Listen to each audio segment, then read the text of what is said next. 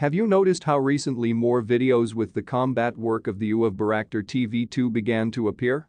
And it's not surprising, because conditions for it in the airspace of Ukraine are becoming more and more favorable.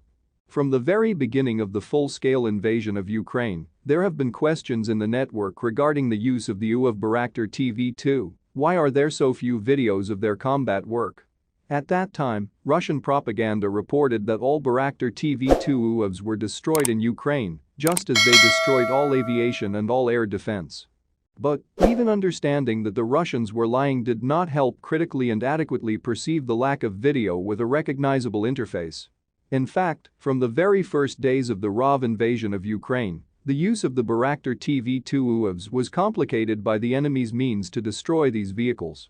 We are talking not only about a large number of man-portable air defense systems, but also about an echelon of air defenses that accompanied the occupants. Therefore, the Bayraktar TV-2 UAVs in combat mode were used rarely and then not always shown on video, so as not to give the enemy information on which direction they were involved. Basically, these drones were used for reconnaissance at a safe distance, and their combat use was in very rare cases. Now the situation is changing dramatically, especially in the southern bridgehead. After methodical and systematic fire pressure on RAV air defenses, the airspace of the right bank of Zaporozhye became safer for aviation and, accordingly, the Bayraktar TV-2 UAVs.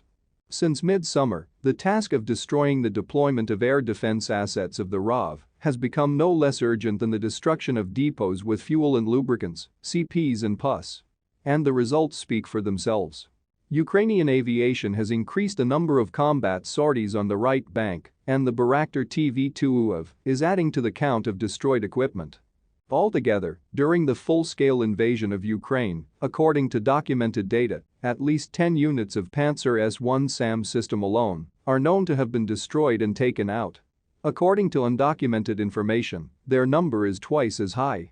And this is despite the fact that there were no more than 70 units of these systems in the Russian armed forces inventory before the full-scale invasion.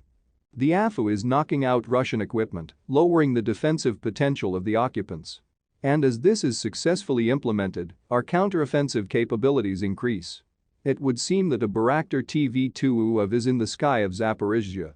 A small thing, but pleasant. Of course, it is pleasant, but not a trifle. After all, this bird in the sky says a lot more than it might seem at first glance.